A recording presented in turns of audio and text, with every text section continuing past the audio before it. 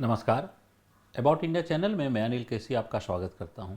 About India channel का वास्तविक उद्देश्य भारत की संस्कृति, भारत की परंपराओं से आज की युवा पीढ़ी को परिचय कराना, और इसके अंतर्गत हम लोग पिछले माह ही एक नई श्रृंखला को जो है वह एक नए प्लेलिस्ट को हमने जो है अपने चैनल पर ऐड किया है, जिसमें हम लोग कहें इंडियन म्यूज़िक, यानी भारत में जो संगीत है उस संगीत को जो है के बारे में हम लोग थोड़ी सी समझ जो है वह स्थापित करने का प्रयास करते हैं। तो निश्चित है कि ये कॉमन मैन के लिए है, ये चैनल किसी संगीतकार के लिए तो है नहीं, यानी एक कॉमन मैन के लिए ही जो है वह दरअसल ये चीज़ों को जानकारी जो है वह प्रस्तुत करने का प्रयास है कि जो है वह कैसे कैसे जो है वह थोड़ी थोड़ी जो है वह बातों से हम लोग जो है वह भारतीय संस्कृति की एक समझ स्थापित कर सकते हैं। जिसमें हमने जो है वह एक श्रृंखला जो है वह पहले जो है अपलोड किया है हमने कि संगीत जो है वह क्या है, आखिर संगीत क्या है, इसके बारे में हमने किया था। अब हम लोग आज की श्रृंखला लेकर आए हैं कि भारत में जो संगीत हुआ है, संगीत का विकास कैसे हुआ है, इसको हम लोग जो है वह देखने का प्रयास करेंगे। तो भारतीय संगीत का जो विकास है, इसके जो है वह विकास के प्रमाण जो है वह हमें देखा जाए तो हजारों वर्षों से जो है वह प्राप्त होते हैं। यानी संगीत के विकास की जो परंपरा है वो आज की नहीं बल्कि हजारों वर्षों से है। जैसे पाषाण काल में हमें भीमबेटका आदि के जो चित्र प्राप्त होते हैं, उन चित्रों में हम लोग कुछ वाद्य यंत्रों के भी चित्र जो है वह देखते हैं, यानी जो उस समय के जो है वह व्यक्ति हैं वो व्यक्ति वाद्य यंत्रों के साथ जो है वह मौजूद हैं। तो निश्चित है ना कि वाद्य यंत्र तो तभी होंगे जब संगीत जो है, यानी संगीत की जानकारी थी, संगीत जो है वह लोग जो है वह जान रहे थे, तो संगीत की उपस्थिति का प्रमाण मिलता है। हम लोग जो है वह 2500 ईस्वी पूर्व, यानी आज से अगर 4500 साल पहले की जो है वह बात करें तो सिंधु घाटी सभ्यता में नर्तकी की मूर्ति जो है वह प्राप्त होती है।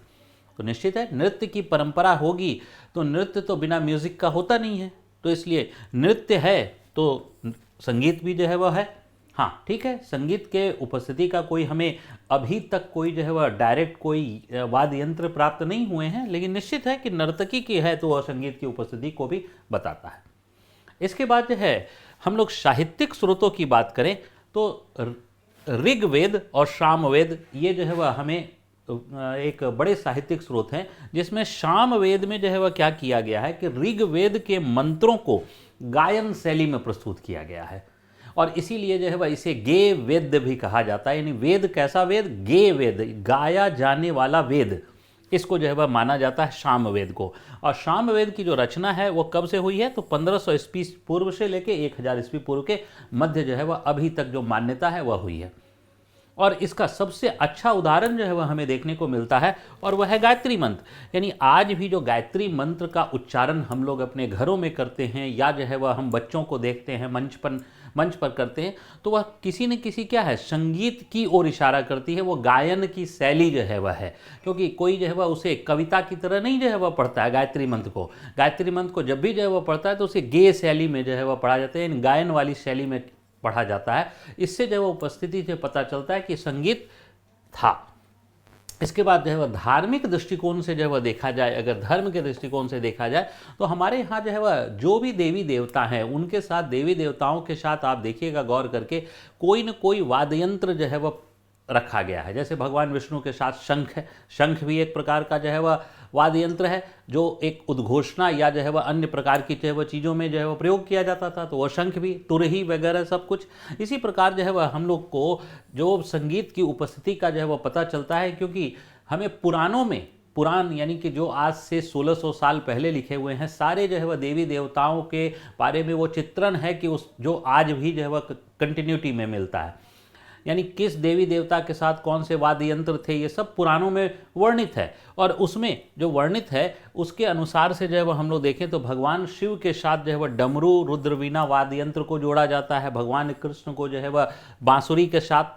हमने बांसुरी वादक कृष्ण का नाम भी जानते हैं। इसी प्रकार माँ सरस्वती के साथ सरस्वती वीणा वादनी जो है वह सरस्वती, ये हम लोगों के संसार में प्रचलित है, हमारे भारत के जो है वह इसमें। इसके बाद नंदी जो देव हैं, यानी भगवान शिव के जो है जो वाहन नंदी देव, उनके साथ मृदंगम को जो है वह जोड़ने का प्रयास किया गया। यानी कि ऐसा नहीं है कि ये वाद्य यंत्र जो है वह कोई ये यहीं से, हमारे परंपराओं में धर्म के अंदर भी जो है वह शामिल है। और इसमें हम लोग अगर देखें तो देखिए यहाँ भगवान शिव को डमरू बजाते हुए जो है वह दिखाया गया है। तो इसी के बाद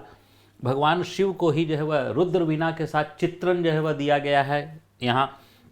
इसके बाद जो है वह हम लोग देखें तो भगवान श्री कृष्ण जो है वह बांसुरी, और बांसुरी के बारे में हम लोगों को चर्चा मिलती है कि ये जो बांसुरी बजाते थे उस बांसुरी के ऊपर केवल जो है वो वहाँ पर गोपियाँ ही नहीं जो है वह नृत्य करती थी, बल्कि जो वहाँ के पशु पक्षी गाय और गाय के बछड़े जो है वह होते थे, और जो है वह वहाँ पर बंदर वगैरह वो सब भी जो है वह नृत्य करने लगते थे, ग्वाले भी नृत्य करने लगते थे। इतना जो है वह मनमोहक जो है वह बांसुरी का वर्णन जो है वह हमें मिलता है। इसके बाद जो है वह माँ सरस्वती का जो है वह वीणा, इसलिए हम लोग वीणा वादनी जो है वह हम लोग नाम ही जो है माँ सरस्वती का नाम ही है वीणा वादनी, यानी जो वीणा बजाती हों, इसीलिए। तो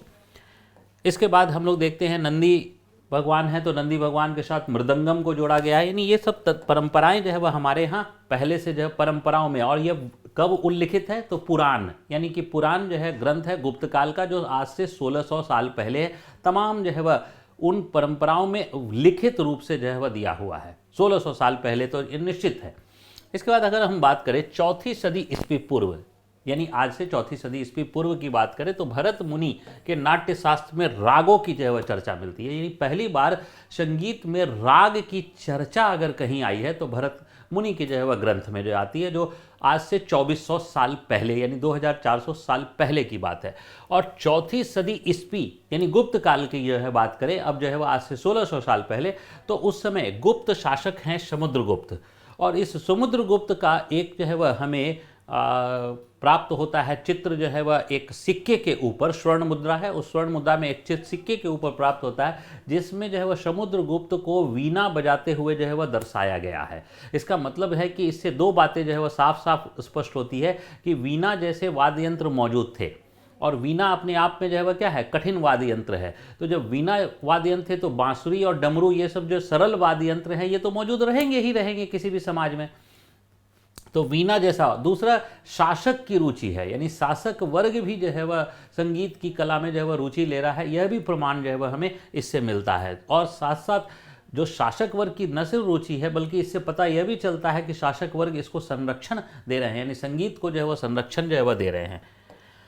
इसके बाद जो है वह अगर हम 13वीं, उसके बाद आते हैं हम लोग 13वीं सदी में, तो 13वीं सदी में जो है वह एक जो है वह संगीतकार हैं जिनका नाम है शारंगदेव। तो शारंगदेव जो है वो ने एक जो है वह ग्रंथ जो है वह लिखा था संगीत रत्नाकर, जो 13वीं सदी में जो है वह लिखा हुआ है, यानी आज से लगभग जो है वह हम लोग बात करें तो 900 साल पहले, 800 साल पहले की बात है। तो 800 साल में संगीत रत्नाकर नाम की जो है वह का ग्रंथ है लिखा हुआ, और इसमें संगीत की बड़ी विशद चर्चा है। और पहली बार जो है वह हमें इस ग्रंथ के द्वारा ही दरअसल शास्त्रीय संगीत के उपस्थिति का स्पष्ट प्रमाण मिलता है। इसका मतलब आज जो क्लासिकल म्यूजिक की बात हम लोग करें, जो वोकल क्लासिकल म्यूजिक है या फिर जो है वह इंस्ट्रूमेंटल क्लासिकल म्यूजिक है, इसके प्रमाण जो है वह हमें कब प्राप्त हो जाते हैं, तो शारंगदेव के द्वारा 13वीं सदी में जो है वह प्राप्त हो जाते हैं, उनकी जो है वह ग्रंथ लिखा हुआ।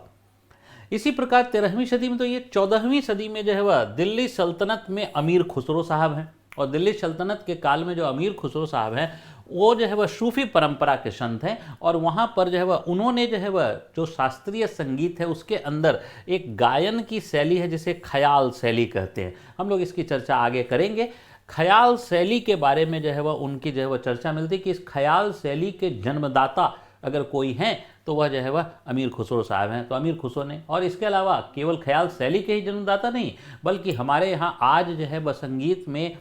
तबला नाम का एक वाद्य यंत्र है, और यह काफ़ी फेमस वाद्य यंत्र है। ऐसा मानना जाता है, ऐसी मान्यता है कि तबला वाद्य यंत्र के आविष्कारक भी जो है वह कौन थे, तो अमीर खुसरो साहब थे। तो इसका मतलब है 14वीं सदी में हमें इसके प्रमाण जो है वह मिलते हैं। इसके बाद हमें 16वीं सदी में जो है वह विख्यात गायक तानसेन जो है वह के बारे में जो है वह चर्चा मिलती है। तानसेन कौन है, तो तानसेन जो है वह वास्तविक नाम उनका रामतनु पांडे है, और रामतनु पांडे जो है वह ने कई रागों की जो है वह चर्चा जो है वह मिलती है कि कई रागों की उन्होंने रचना की। इसी के काल में एक क्षेत्रीय शासक जो है वह भी की भी चर्चा जो है वह हमें मिलती है, जो मान सिंह तोमर हैं। और मान सिंह तोमर ने भी जो है वह उस समय के काल में जो मान कौतूहल नाम का एक ग्रंथ लिखा था, और उसमें संगीत की जो है वह बड़ी चर्चा जो है वह मिलती है क्षेत्रीय शासक के संदर्भ में।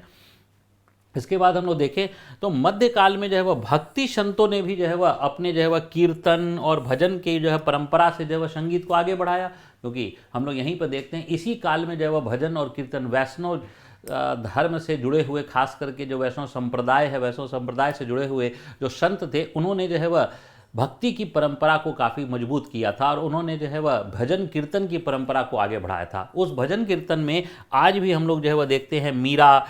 विद्यापति, जयदेव, ये सब जो है वह जो भक्ति संत हैं, इन्होंने जो है वह भक्ति जो है वह के अंदर कीर्तन की जो है वह परंपरा को स्थापित किया। आज भी मीरा के भजन जो है वह काफ़ी लोकप्रिय जो है वह हमारे संसार में, आज भी समाज में काफ़ी जो है वह लोकप्रिय है। हम लोग यहाँ पर जो चित्र देख रहे हैं ये अमीर खुसरो साहब का है, यानी अमीर खुसरो साहब जो है ने जो ख्याल शैली के जो है वह जन्मदाता माने जाते हैं, उनके बारे में ये जो है वह हम तानसेन का जो है वह अनुमानित चित्र जो है वह हम लोगों ने एक प्रस्तुत किया है कि तानसेन साहब जो है वह थे, और माना जाता है कि तानसेन के राग में गले में जो है ऐसा था कि वो बुझते हुए दीपक को भी जो है वो जला देते थे। इस प्रकार की जो है वह परंपरा जो है वह हमें मिलती है, ऐसी कहानियाँ जो है वह हमें मिलती हैं। ये जो है वह मीराबाई जो है वह के भजन जो है वह आज भी हम लोग जो है वह बहुत ही ध्यान से सुनते हैं और जो है वह गुनगुनाते भी हैं। इसके बाद जो है वह हम लोग बात करें मान कौतूहल की चर्चा हमने कर ली। उत्तर मुगल जो है वह शासक में मोहम्मद शाह रंगीला,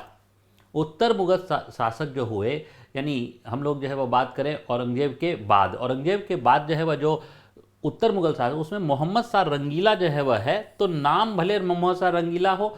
मिजाज भी जो है वह रंगीला था, और उसमें संगीत और नृत्य के विकास में मोहम्मद शाह रंगीला का जो है वह बड़ा अच्छा योगदान जो है वह माना जाता है। और इसने भी जो अपने दरबार में कई संगीतकारों को प्रश्रय दिया हुआ था, और संगीत जो है वह की परंपरा वहाँ विकसित होती थी, क्योंकि संगीत जो है वह की परंपरा को अगर प्रश्रय नहीं मिलेगा तो निश्चित है कि वह जो है वह विलुप्त होने लगेगी। तो यह एक शासक था जिसने जो है वह, ठीक है, शासन करने के लिए कुछ नहीं था, लेकिन कम से कम संगीत के कला में जो है वह योगदान उसने दिया ही। और अवध के जो नवाब हैं वाजिद अली शाह के जो भी दरबार में कई संगीतकारों को संरक्षण प्राप्त जो है वह हुआ था।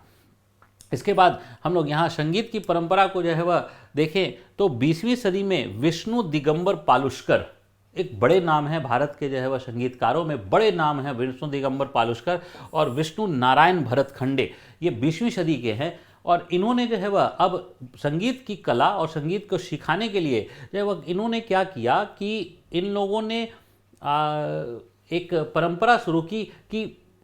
संगीत के जो है वह विद्यालय की स्थापना में जो है वह योगदान लिया, और जो है वह लाहौर में इन्होंने जो है वह गंधर्व महाविद्यालय की स्थापना जो है वह की थी। और उसके बाद जो है वह संगीत जो है वह की कला एक शिक्षा के रूप में जो है वह विकसित होने लगी, और संगीत की कला जो है वह केवल यहीं तक नहीं जो है वह सीमित रही, बल्कि इसके बाद तमाम बहुत बड़े बड़े गायक जो है वह हमारे यहाँ जो है वह आए। और चूँकि हम भारत के संगीत जो है वह कला के विकास की चर्चा कर रहे हैं, तो आज जो है वह हम लोग 20वीं और 21वीं सदी में जो हम लोग जीवित माँ सरस्वती को जिसने जो है हम लोगों ने देखा है वह है लता मंगेशकर,